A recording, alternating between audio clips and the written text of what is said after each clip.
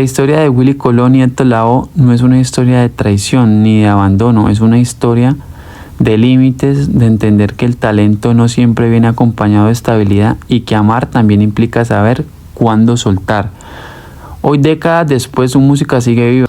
Durante décadas, la historia de la salsa ha sido contada como un cuento romántico. Dos genios que se encontraron, se entendieron y juntos conquistaron el mundo, pero la verdad, como casi siempre, es mucho más compleja. La historia de Willy Colón y Héctor Lavoe no comienza con amistad, ni con admiración mutua, ni siquiera con afinidad. Comienza con duda, con choque, con resistencia, y precisamente por eso terminó y cambiando la música latina para siempre. Para entender esta historia hay que regresar a Nueva York de finales de los años 70, una ciudad dura, cruda, caótica. No se tocaba para gustar, se tocaba para existir. En ese contexto nace Fania Records, no como una gran empresa, sino como una apuesta arriesgada de Johnny Pacheco. Querían que la calle entrara al estudio, que la clave sonara con acento de barrio, que la música contara lo que vivían quienes no aparecían en los periódicos. Y es aquí donde aparece Willy Colón. Willy Colón era un joven, muy joven, trombonista precoz, nacido en el Bronx, criado entre pandillas, disciplina y ambición.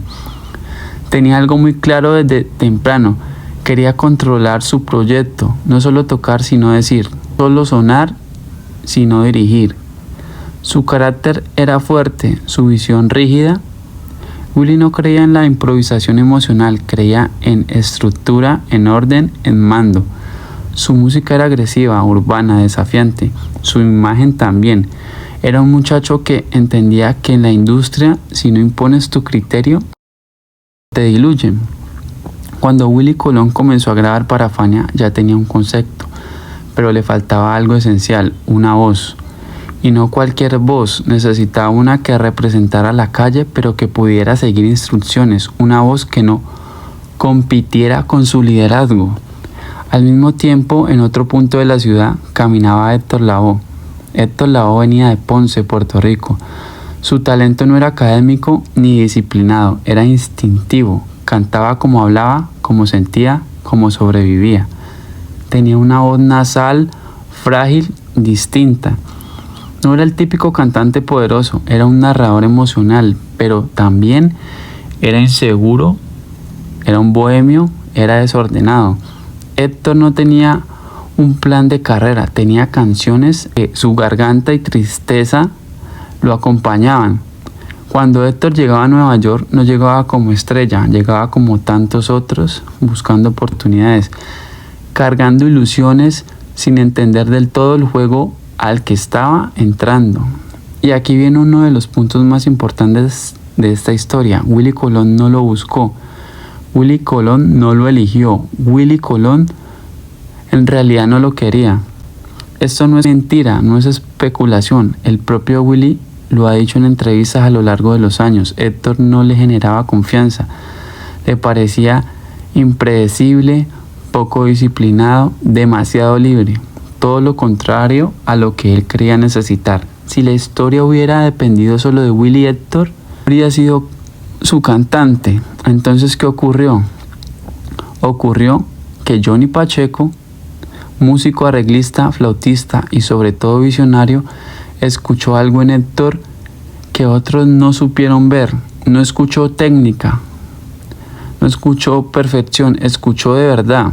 Insisto, presionó, literalmente empujó a Willy a probar con Héctor. No fue una sugerencia amable, fue una apuesta firme.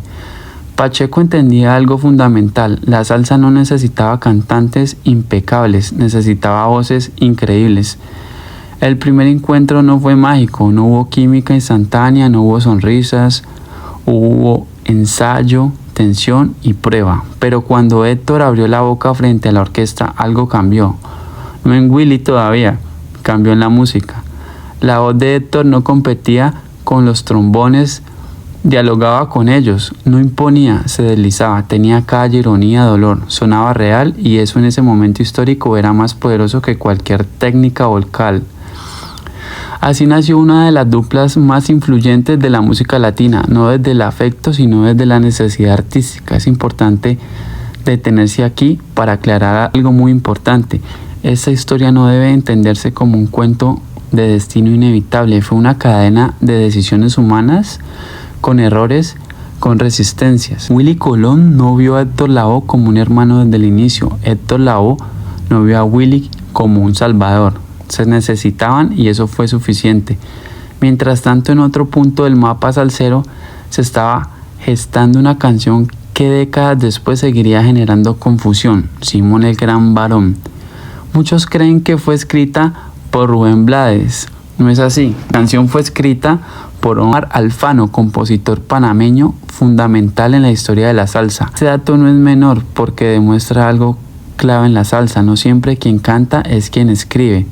No siempre quien escribe es quien recibe el crédito popular. La salsa es una obra colectiva y entender sus historias implica separar mito de realidad. Omar Alfano, como Johnny Pacheco, fue uno de esos arquitectos silenciosos, compositores que no siempre estuvieron al frente del escenario, pero que moldearon el discurso social de la música. El Gran Varón abrió puertas narrativas que luego otros cruzaron, y aunque Willy y Héctor no estuvieron directamente ligados en este tema, su forma de contar historias musicales ayudó a preparar el terreno. Volviendo a Willy y Héctor, los primeros años estuvieron marcados por el éxito, pero también por una dinámica desigual. Willy dirigía, Héctor obedecía. A veces, y cuando no lo hacía, comenzaban los conflictos, pero aún no era el final, aún estaban construyendo. La calle los abrazó. La música creció, sin saberlo estaban escribiendo capítulos que décadas después seguirían analizándose, debatiéndose, reinterpretándose, y todavía no sabían que ese mismo éxito sería más adelante el inicio del desgaste. Aquí comienza la leyenda, pero también comienza la grieta. Vamos a hablar sobre el ascenso, los discos y la construcción del sonido Colón y Lavoe. Con el engranaje ya en movimiento, Willy Colón y Héctor Lavoe comenzaron a construir algo que se denominaba unión.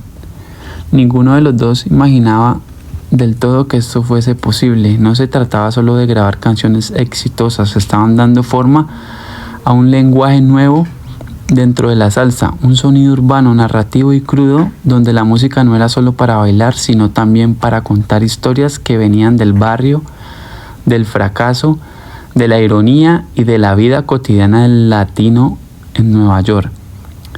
El primer gran paso llegó con El Malo en 1967. Desde la portada hasta el contenido musical, el mensaje era claro: esto no era música complaciente. Willy se presentaba como una figura desafiante y casi intimidante, mientras Héctor aportaba una voz que no parecía heroica, sino humana. Canciones como I Don't Like Nobody no buscaban agradar, buscaban marcar territorio. El disco no fue un éxito inmediato, masivo, pero sí dejó claro que algo distinto estaba ocurriendo. A partir de ahí, la dupla comenzó a ganar terreno rápidamente. Con cada grabación, el público empezaba a identificar un sello: los trombones agresivos de Willy, la voz callejera de Héctor y letras que hablaban de personajes reales no idealizados. La salsa dejaba de ser solo fiesta elegante para convertirse en crónica urbana. En 1968 llegó The Hustler. Este álbum consolidó el carácter narrativo del proyecto. Aquí Willy y Héctor ya no estaban tanteando el terreno, sabían lo que querían decir. El Hustler no era solo un personaje, era un símbolo de sobrevivencia urbana, del que se mueve entre sombras para salir adelante. Héctor interpretaba estos relatos con una naturalidad que parecía autobiográfica, aunque muchas historias no lo fueran. El público comenzó a identificarse profundamente con esa voz que no juzgaba, solo contaba. El crecimiento fue evidente y Fania lo sabía. La maquinaria comenzó a girar con más fuerza. En 1969 aparece Guisando. Para este punto, la química musical era innegable. Héctor ya no era un cantante impuesto, era el rostro vocal de la carátula. Willy seguía al mando, pero había aprendido a escribir y arreglar pensando en esa voz específica. La música se volvió más sofisticada sin perder la rudeza. Pero el verdadero punto de inflexión llegó en 1970 con Cosa Nuestra. Este álbum es considerado por muchos como uno de los más importantes en la historia de la salsa. Aquí se encuentra Idilio, una canción que mostró otra cara de la dupla. Fue una revelación para muchos que solo lo veían como el cronista callejero. Cosa Nuestra demostró que Willy y Héctor podían moverse entre la agresividad urbana y la emoción íntima sin perder identidad. La dupla ya no era una curiosidad, era una referencia. La salsa estaba cambiando y ellos estaban en el centro de ese cambio. En 1971 el proyecto tomó un giro aún más audaz con Asalto Navideño. Apostar por un álbum navideño podía parecer arriesgado, pero Willy y Héctor lo transformaron en algo completamente distinto. No era música festiva, superficial, era tradición reinterpretada desde la calle. Villancicos, aguinaldos y temas clásicos fueron llevados al lenguaje salsero con respeto y modernidad. El disco fue un éxito rotundo y se convirtió en una tradición natural para miles de familias latinas. El mismo año, La Gran Fuga profundizó aún más en la narrativa social. Este álbum es clave porque aquí la salsa deja de ser solo canción y se convierte en relato continuo. Las historias se conectan, los personajes se repiten y el oyente se siente dentro de un universo propio. Héctor Lavoe brilló como narrador, mientras Willy construía paisajes sonoros que acompañaban cada escena. Para este punto, la dupla ya era imparable, giraban, llenaban escenarios y eran piezas centrales de la Fania All Star. Pero mientras el éxito crecía, también lo hacía la tensión de un peso que no sabía manejar. La fama, el reconocimiento y las expectativas chocaban con su personalidad frágil y autodestructiva. Willy, por su parte, seguía siendo el estratega, veía los problemas, pero también veía los contratos, los compromisos, la responsabilidad. La relación empezó a transformarse lentamente. Ya no era solo músico y cantante, era casi una relación de dependencia. Willy organizaba, controlaba, corregía. Héctor cumplía hasta que no podía. Aún así, siguieron produciendo música inolvidable, canciones como Aguanilé, Calle Luna, Calle Sol, Juana Peña y tantas otras se convirtieron en himnos. Cada una aportaba una pieza al rompecabezas de una generación que se veía reflejada en esas letras. Lo que pocos sabían en este momento era que esa intensidad creativa estaba cobrando un precio alto. La misma sensibilidad que hacía grande a Héctor como intérprete lo hacía vulnerable como ser humano, y la misma disciplina que hacía grande a Willy como director no lo volvía inflexible frente a estos tipos de casos como de estafa. La cima estaba cerca, pero también lo estaba la caída. La historia de Willy Colón y Héctor Lavoe no es solo historia de grandes discos. En la historia de los dos hay personalidades opuestas obligadas a convivir bajo la presión del éxito, y cuando esa presión se volvió insoportable, nada volvió a ser igual. Vamos a empezar con la ruptura, lo que tanto habían esperado. La ruptura, la caída y el legado eterno. Con el paso de los años, lo que comenzó como una alianza artística poderosa se fue convirtiendo en una carga difícil de sostener. Willy Colón y Héctor Lavoe ya no solo compartían música, compartían problemas, tensiones y responsabilidades que iban más allá del escenario.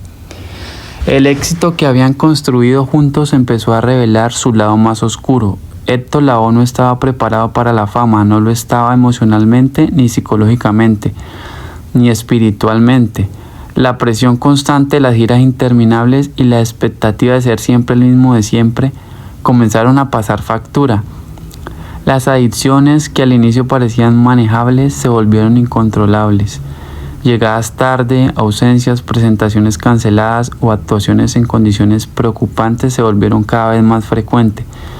Willy Colón lo vivía desde otro lugar. Él no era solo músico, era productor, director y responsable de una orquesta que dependía de su liderazgo. Cada falla de Héctor no era solo un problema personal, era un riesgo profesional y económico.